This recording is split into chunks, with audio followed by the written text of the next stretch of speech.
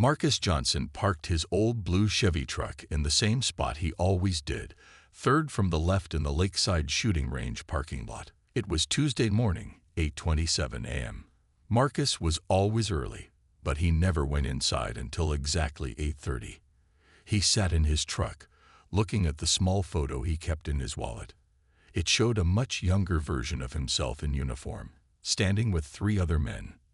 Their faces were faded now, but Marcus remembered each one clearly. The dashboard clock showed 8:30. Marcus put the photo away, grabbed his small bag, and stepped out of his truck. At 72 years old, his movements were slower than they once were, but still precise. Every Tuesday for the past 3 years, this had been his routine. "Morning, Mr. Johnson," said Lisa at the front desk. She was already holding out his lane card and receipt. "Morning," Marcus replied with a nod. He never said much more than that. He paid in exact change, took his card, and walked to Lane 7 at the far end of the range. Marcus liked Lane 7 because it was away from where most people shot. He enjoyed the quiet. The other regulars knew to give the old man his space. Some of them wondered about him. Why did he come alone every week? Why did he always wear that same faded blue jacket? Why did someone his age shoot with such perfect form? But no one ever asked. Marcus Johnson was just the quiet old black man who kept to himself. Today, the range was busier than usual. Marcus noticed a group of young men entering as he set up his equipment. They were loud, laughing and pushing each other. Military haircuts, confident walks. Marcus knew the type immediately. Young, strong, full of themselves, probably on leave from training at the naval base nearby. He turned his attention back to his own lane. From his bag, Marcus took out his ear protection, safety glasses, and finally, his pistol. It was a standard 9mm, nothing fancy, but perfectly maintained. He checked it with practiced hands that moved through the safety routine without thought. The young men took lanes on the other side of the range. Their voices carried through the space, even over the sound of gunfire. "First rounds on whoever scores lowest," one of them shouted. "Hope you brought your wallet, Cooper," another replied. Marcus put on his ear protection, shutting out their voices. He loaded his magazine and took his stance. Even at his age, his body remembered. Feet shoulder-width apart, slight bend in the knees, back straight. He raised the pistol with both hands, took a slow breath, and fired. The bullet hit dead center of the target. Marcus fired again. And again. Each shot landed within an inch of the first. This was why he came. Not to remember, but to forget. When he focused on the target, everything else disappeared. The pain in his knees, the memories, the loneliness of his small apartment.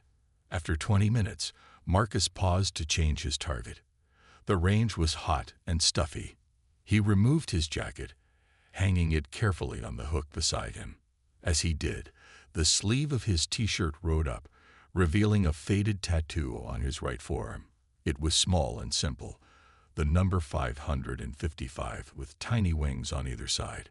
Marcus didn't notice the young man watching him from lane 4. Ryan Cooper had stepped back for a water break when something about the old man caught his eye. It was the way he held his stance, military but old school. Then Ryan spotted the tattoo. His grandfather had told him stories about that symbol, stories about brave men who jumped from planes when the army was still segregated, men who fought for a country that didn't always fight for them. Ryan looked at the old man with new eyes. This wasn't just some random senior citizen practicing his hobby. This quiet old man had a story, and Ryan suddenly wanted very much to hear it. Ryan Cooper stood at lane 4, water bottle in hand, staring at the old man. The tattoo on the man's arm kept drawing his eye. 555 with small wings. The triple nickels. His grandfather had told him stories about the first all-black paratrooper unit in the Army, how they had faced double battles against enemies abroad and racism at home. "Cooper, you gonna shoot or what?" called Devin, one of his fellow SEAL trainees. "In a minute," Ryan said. He put down his water bottle and walked toward lane 7. The old man was reloading his pistol when Ryan approached. Up close, Ryan could see that his hands were steady, his movements smooth from years of practice. "Excuse me, sir," Ryan said. Marcus Johnson looked up, surprised. No one ever talked to him at the range. "Yes. I noticed your tattoo," Ryan said, pointing to Marcus's arm. "Triple nickels, right?" Marcus's eyes narrowed. He pulled down his sleeve to cover the tattoo. "What do you know about that?" "My grandfather served with them in Vietnam," Ryan explained. "He has the same tattoo. Always told me it was the mark of the bravest men he ever knew." Marcus studied the young man's face. There was no mockery there, just honest interest. After a long moment, Marcus nodded. "Your grandfather is right. They were brave men." "Were you one of them?" Ryan asked. Marcus turned back to his pistol. "My hour is almost up. Need to finish my practice." "Sorry to bother you, sir," Ryan said, backing away. Marcus fired 3 more shots, all perfect center hits. Then he sighed and lowered his gun. "I was not one of the original triple nickels," he said without turning around. "Those men served in World War I, but I wore their legacy. Special Forces, 1971 to 1988. Ryan's eyes widened. "That's a long career." "Too short," Marcus said quietly. He began packing up his equipment. "Would you maybe want to get coffee?" Ryan asked. "I ship out for my final SEAL qualification test next week. Would love to hear about your time in service." Marcus looked up at the young man. It had been years since anyone had asked about his service. Years since he had spoken about it at all. "The cafe next door," Marcus said finally. "They make decent coffee." Ryan grinned. "Yes, sir. I'll meet you there in 15 minutes. As Marcus walked to his car to put away his gear, he wondered why he had agreed. Something about the young man reminded him of himself at that age. Eager, respectful. Before the world had taught him to be quiet, to keep his stories to himself. He looked again at the photo in his wallet. 4 young men, all wearing the wings of the airborne. 2 never came home. 1 died last year. And Marcus was still here, carrying their memories alone. Maybe it was time to speak. Maybe it was time to remember out loud. The cafe next to the shooting range was small and quiet. Marcus sat at a corner table with a plain black coffee. He watched through the window as Ryan said goodbye to his friends and walked across the parking lot alone. When Ryan entered, he ordered his coffee and joined Marcus at the table. For a moment, neither man spoke. "So your grandfather was triple nickels?" Marcus finally asked. Ryan nodded. "James Cooper. He jumped in Vietnam. Always talked about how the unit started during World War II, but wasn't allowed to fight in Europe because of segregation." "That's right," Marcus said. "Instead, they fought forest fires in the West. The military called them smoke jumpers. They sent black paratroopers to fight fires instead of Nazis." Ryan leaned forward. "My grandfather said things were still hard in Vietnam, but better than what the first men faced." Marcus took a sip of his coffee. "Your grandfather and I might have crossed paths. I joined in 1971, just as many were coming home." "What made you join?" Ryan asked. Marcus was quiet for a long moment. "My older brother Aaron served in Vietnam. He died there in 1970. I joined to honor him." "I'm sorry," Ryan said. Marcus nodded. The 70s were a tough time to wear a uniform. The war was unpopular, and for a black soldier. Many in my community questioned why I would serve a country that still treated us as less than equal. "But you stayed in for nearly 20 years, Ryan said. "I found my purpose there," Marcus explained. "After jump school, I was assigned to special operations training. Later, I became an instructor, taught advanced parachute techniques to all kinds of special units, even some of the early SEAL teams." Ryan's eyes widened. "Seriously, you trained SEALs?" "Some," Marcus said. "Joint training exercises. I specialized in high-altitude jumps and night operations." "That's what I'm training for now," Ryan said excitedly. Halo jumps are part of our final qualification next week. High altitude, low opening, Marcus said with a small smile. Nothing like it in the world. Falling through darkness, seeing the earth spread out below you like a map. For the first time, Ryan saw real emotion on the old man's face. It was clear that Marcus missed those days. "Why did you leave the service?" Ryan asked. The smile vanished. "My wife got sick. Cancer. I took retirement to care for her." "Is she?" "She died 15 years ago," Marcus said. "Never remarried. No children. Just me and my memories now." Ryan saw sadness in the old soldier's eyes, not just for his wife, but for a life that had once had purpose and brotherhood. "Sir, would you consider coming to speak with my class?" Ryan asked. "We graduate next month. Having someone with your experience talk to us would be amazing." Marcus looked surprised. "No one has asked for my stories in a long time." "They should," Ryan said firmly. "We need to hear them." Marcus felt something stirring inside him, something that had been quiet for many years. The need to pass on what he had learned, to be heard, to matter again. "I'll think about it," Marcus said. The next Tuesday, Marcus arrived at the shooting range at his usual time. As he walked in, he noticed something different. Lissa at the front desk smiled more widely than usual. "Morning, Mr. Johnson," she said. "Someone left something for you." She handed him an envelope with his name written on it. Marcus opened it carefully. Inside was a black and white photograph from 1975. It showed a young black instructor standing with 4 white trainees in parachute gear. The young instructor was Marcus. Marcus stared at the photo. Where did this come from? "An older gentleman dropped it off yesterday," Lisa explained. "Said his name was William Parker. He said to tell you he never forgot what you taught him." Marcus's hands trembled slightly. William Parker, one of his first trainees when he became an instructor. The photo had been taken after their first night jump together. "Did he leave a number?" Marcus asked. Lisa handed him a business card. "He said he and some others would like to meet you here next week, if that's okay." Marcus nodded slowly. "Tell him I'll be here." At Lane 7, Marcus went through his usual routine, but his mind was elsewhere. After meeting Ryan, memories were coming back fast now. Faces, names, missions that had been classified at the time. The young men he had trained, wondering how many were still alive. He was so lost in thought that he didn't notice Ryan entering the range until the young man was standing beside him. "Sir," Ryan said, "hope I'm not interrupting again." "Not at all," Marcus said, surprising himself with how pleased he was to see the young man. "I made some calls," Ryan said. "Told my commanding officer about meeting you.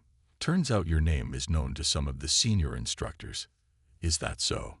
Marcus asked. Ryan nodded excitedly. "They call you the Ghost, because you could jump into enemy territory at night and never be seen or heard." Marcus laughed for the first time in years. That was a long time ago. "Sir, my CO would like to invite you to observe our final qualifying jumps next month," Ryan said. "It would be an honor to have you there." Marcus was speechless. For decades, he had lived a quiet life. His service records were classified, his contributions forgotten, or so he thought.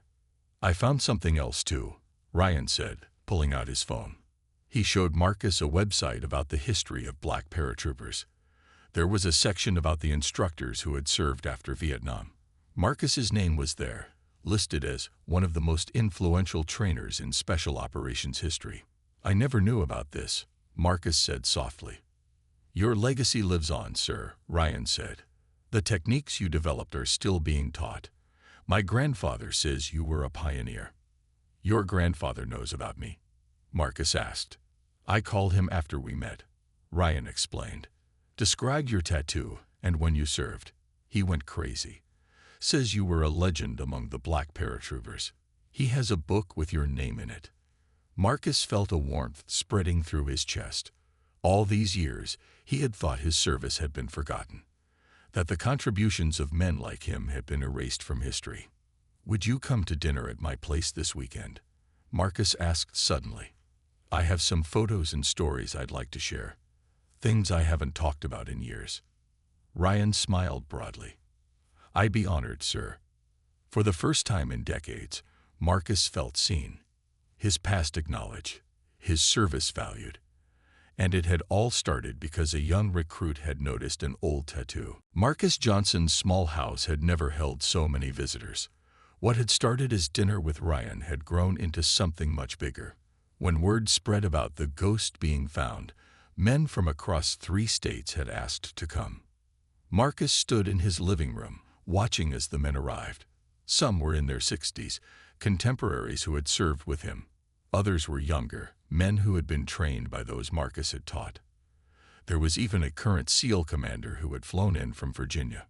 "I never expected this," Marcus said to Ryan, who stood beside him. "You disappeared after retirement." "Sir," Ryan explained, "many of these men have been looking for you for years." A large man with white hair walked in, supported by a cane. When he saw Marcus, tears filled his eyes. "Johnson," he said, his voice breaking. "After all these years." Marcus recognized him immediately. Chief Parker. William Parker had been one of his first trainees.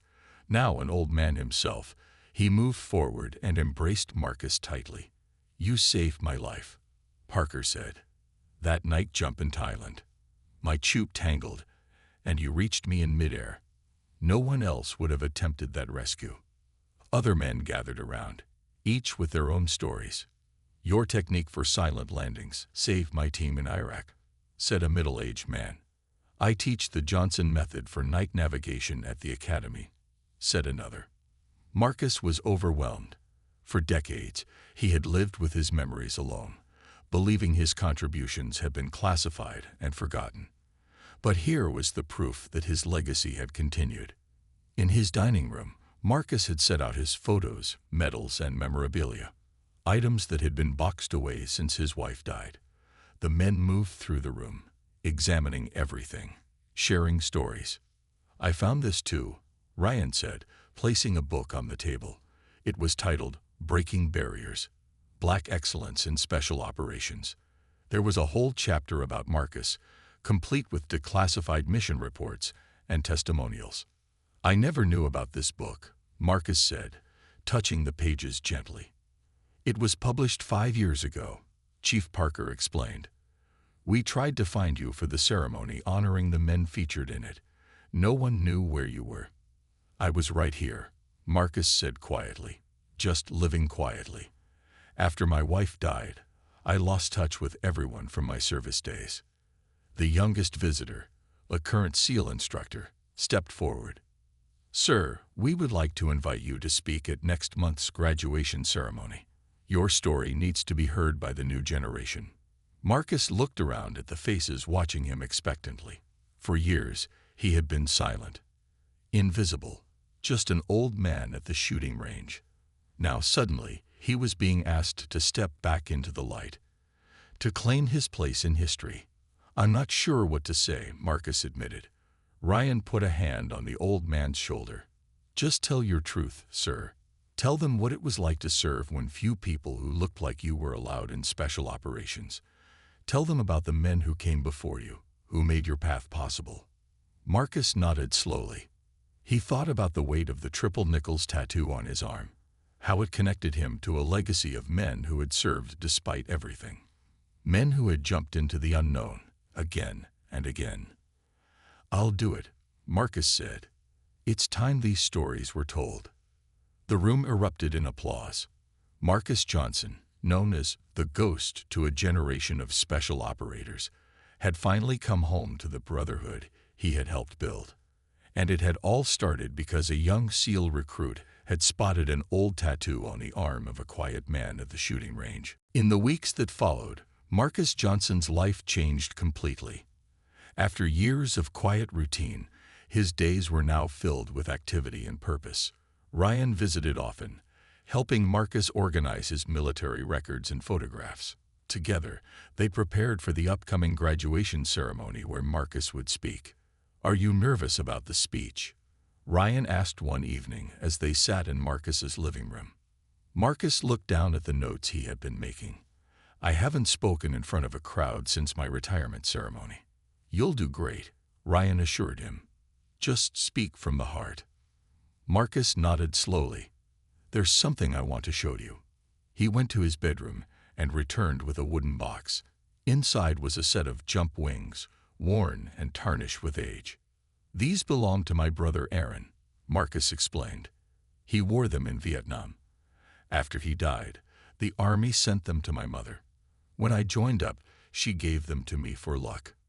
Ryan looked at the wings with respect. Did you wear them? No, Marcus said.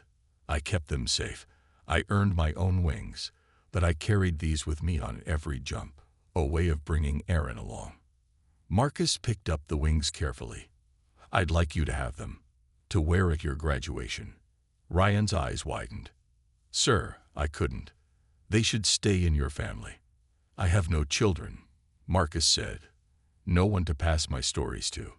These past weeks, you've helped me find my voice again. You're the right person to have them. Deeply moved, Ryan accepted the wings. I'll wear them with honor. The next day, Marcus went to the barber shop for the first time in months. The barber trimmed his gray hair short, in the military style of his youth. Marcus looked in the mirror and saw glimpses of the soldier he had once been. At the tailor shop, he was fitted for a new suit. Special occasion?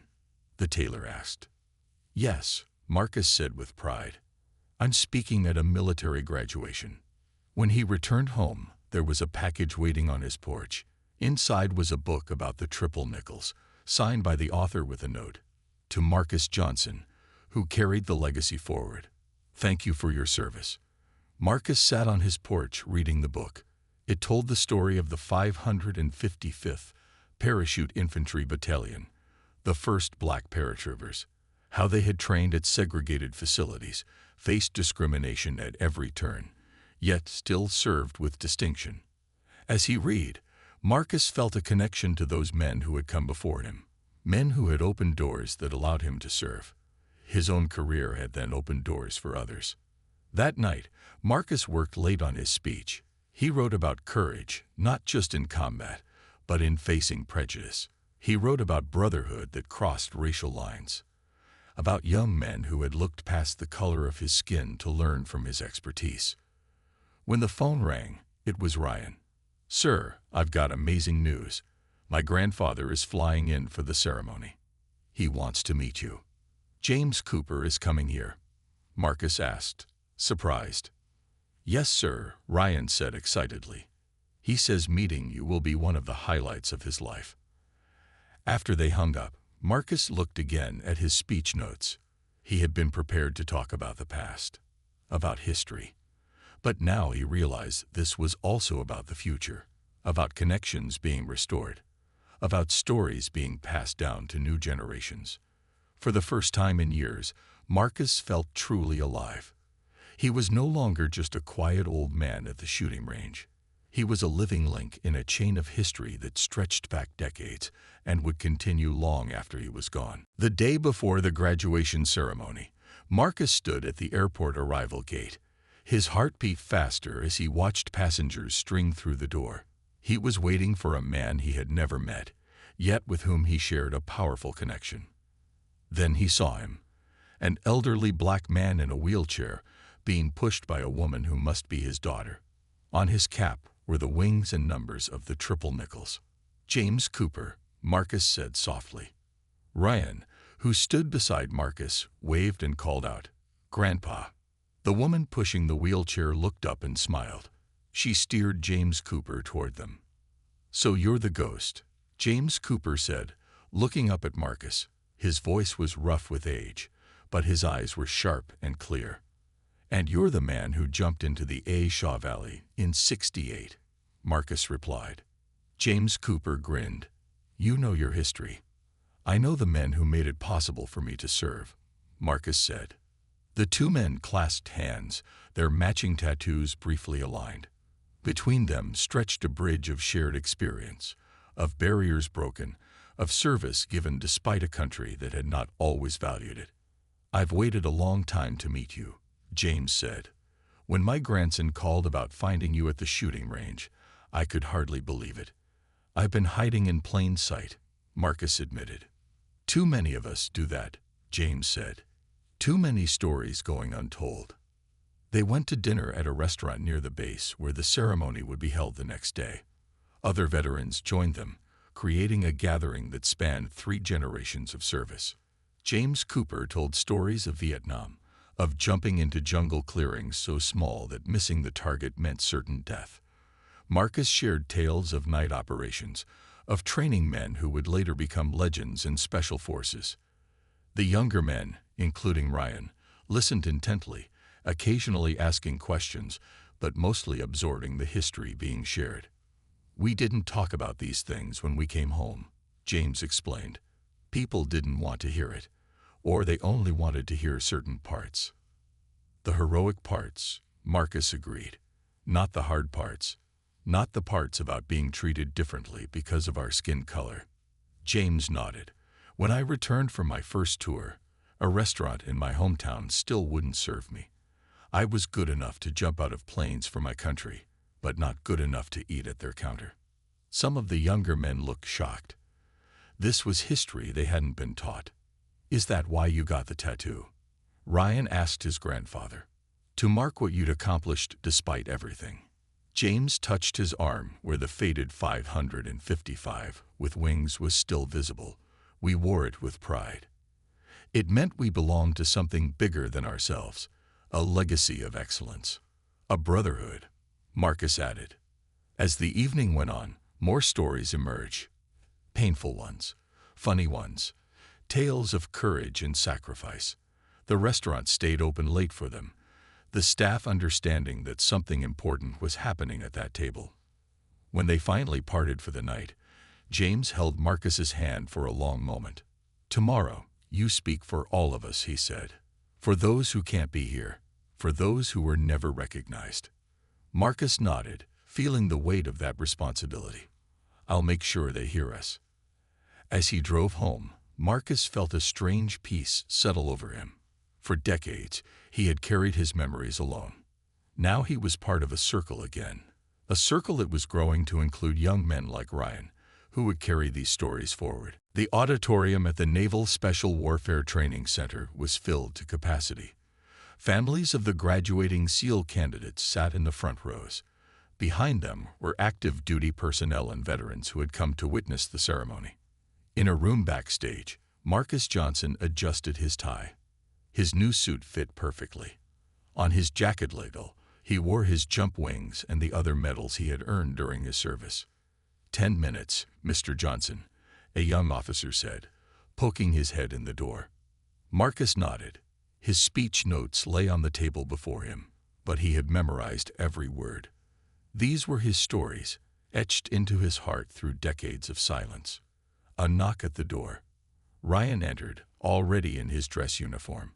On his chest, pinned beside his newly earned badges, were Aaron Johnson's jump wings. "How do I look?" Ryan asked. "Like a warrior," Marcus said with approval. "They just seated my grandfather in the front row," Ryan said. "Half the command staff has already gone over to shake his hand." Marcus smiled. "As they should." "Are you ready, sir?" Ryan asked. Marcus took a deep breath. "I've been ready for 40 years, just waiting for someone to listen." When the time came, Marcus walked onto the stage with a straight back and steady stride. The auditorium fell silent. In the front row, James Cooper raised his hand in salute. Marcus returned it with precision. "My name is Master Sergeant Marcus Johnson, retired," he began. "Some of you knew me as the Ghost. Most of you didn't know me at all." He paused, looking out over the audience. "I want to tell you about men you should have known. Men who jumped from planes into darkness. Men who served when service meant facing 2 enemies, those abroad and prejudice at home." For the next 20 minutes, Marcus spoke about the history of black paratroopers, about the triple nickels who trained on segregated bases with cast-off equipment, about his brother Aaron, who died in Vietnam, about nights spent training young men who would become the elite of the elite, even as he himself was sometimes denied entrance to officers' clubs. "We served not because America was perfect," Marcus said, "but because we believed in what America could be." We jumped into darkness carrying that belief with us. In the audience, hardened veterans wiped away tears. Young graduates sat straighter in their seats, understanding better the legacy they were joining. "Today, I look at this graduating class," Marcus continued, gesturing to Ryan and his fellow SEAL candidates. "I see men of all backgrounds, all colors, all wearing the same uniform, all having met the same standard of excellence." He touched the tattoo on his arm, now revealed rather than hidden. "Progress doesn't fall from the sky like a paratrooper," Marcus said. "It's fought for, inch by inch, year by year, by those willing to lead the way, by those willing to jump first." As he concluded, the auditorium erupted in applause. People rose to their feet. In the front row, James Cooper raised his aged hands above his head, clapping with all his strength. When the ceremony ended, people lined up to shake Marcus's hand. Young officers asked for photos. Older veterans embraced him like a brother long lost. A naval captain approached with an envelope. "We have something for you," he said, handing it to Marcus. Inside was an official Navy citation, recognizing Marcus's contributions to special operations training. At the bottom was a note: "Your techniques have saved countless lives. Your legacy continues in every jump we make." As Marcus stood there, surrounded by respect and recognition after so many years of silence, he thought about how it had all begun. With a young man noticing an old tattoo, with someone caring enough to ask about its meaning. Sometimes, Marcus realized, the most important missions begin with the smallest moments. 1 year later, Marcus Johnson stood at Lane 7 of the Lakeside shooting range. But this time, he was not alone. "Keep your stance wider," he instructed the young woman beside him. That's it. Lisa Washington was 19, the grandniece of one of Marcus's old comrades. She had joined the Army and was preparing for airborne school. Every Tuesday, Marcus helped her practice her marksmanship. "Better?" she asked, adjusting her position.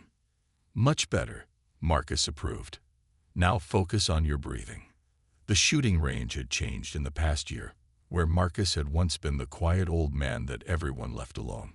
He was now something of a local celebrity. Photos of him in his younger days hung on the wall near the entrance. New shooters often asked for his advice. But the biggest change was in Marcus himself. The isolation that had defined his life after retirement was gone. His days were full now, his voice heard, his experience valued. After his speech at the SEAL graduation, invitations had poured in. The Army wanted him to speak at the airborne school. The Special Operations Command asked him to consult on training programs. A publisher offered him a book deal. Most importantly, he had connected with other veterans, forming friendships that bridged generations. Every month, he hosted a dinner at his home for veterans of all ages. They called themselves the Ghosts Company. His phone rang. Marcus checked the caller ID and smiled. "Ryan," he answered. "How's Coronado treating you?" "Hot and sandy, sir," Ryan Cooper replied. He had completed his SEAL training and was now stationed in California. "But I have news. I've been assigned to that training exchange program we talked about." "The one in Germany?" Marcus asked. "Yes, sir. I'll be working with special forces from 6 different countries, sharing techniques, learning from each other. Just like we talked about," Marcus said proudly. After the ceremony a year ago, Marcus had suggested creating more international training programs, drawing on his own experience of how valuable such exchanges could be. "They're implementing your ideas, sir," Ryan said. "The program is even named after you, the Johnson Exchange." Marcus felt a wave of emotion wash over him. "Your grandfather must be proud of you." "He is," Ryan confirmed. "He's doing well. The VA finally approved his new treatment. The doctors say he could have another good 5 years. Tell him I'll visit next month as planned," Marcus said. After they hung up, Marcus watched Lisa continue her practice. Her shots were getting better, clustering near the center of the target. "That's enough for today," Marcus said after she finished her round. "Let's get some coffee." At the cafe next door, the same one where he had first shared his story with Ryan, they sat at what was now known as the Ghost's Table. "My dad found more photos of Uncle Joe," Lisa said, showing Marcus her phone. On the screen was a picture of a young black soldier standing beside a helicopter, circa 1968. "Your uncle was one of the best," Marcus said. "He could land a helicopter anywhere, anytime, in any weather." As he spoke about her uncle, Marcus noticed a young man at a nearby table watching them with interest. The man wore a Marine Corps t-shirt and had the build of someone who trained hard. Marcus nodded to him. The young man hesitated, then approached their table. "Excuse me, sir," he said. "Are you Marcus Johnson, the ghost?" "I am," Marcus confirmed. "I read your book," the Marine said. "It changed how I think about military history, about who gets remembered and who gets forgotten." Marcus gestured to an empty chair.